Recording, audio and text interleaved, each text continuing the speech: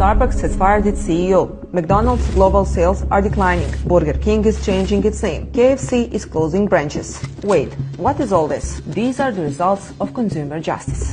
With boycotts, it punishes the big powers and policies that support the Israeli genocide. And here is the outcome of the one-year boycott so far. Laxman Narasimhan, CEO of Starbucks, after just 17 months at the helm, was ousted because of the falling sales due to a global boycott campaign. According to the latest reports, Starbucks sales in North America fell 2% and 7% in the rest of the world, with total international profits falling 23%. And McDonald's, the company that was feeding Israel's army for free, is facing its first global sales decline since 2020. McDonald's revenue fell 12% to just over $2 billion for the second quarter of 2024.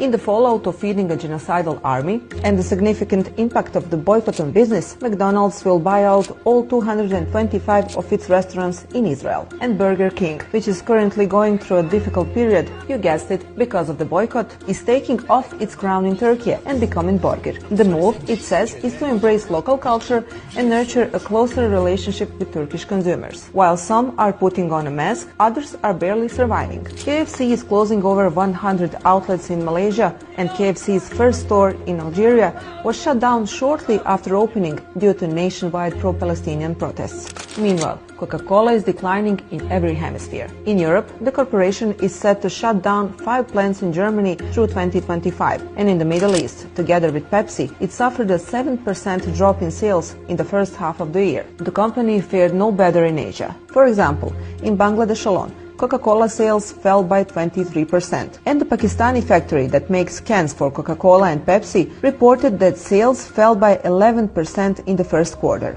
In order to be effective, the effort must be collective, says the BDS movement. A survey of 15,000 consumers in 15 countries found that 1 in 3 people boycotted brands because of Israel's war in Gaza. That collective effort yielded results. The consumer boycott has put numerous companies to the test, both in the Arab region and in the world. While any boycott of supporters in Israel's genocidal campaign is welcome, the BDS movement directs consumers to boycott key and strategic players, such as Chevron, Intel, Siemens, and HP. The movement claims that a targeted boycott gives the best results because it affects the main suppliers of oil and technological components for assembling Israeli weapons. A targeted boycott also affects the Israeli economy.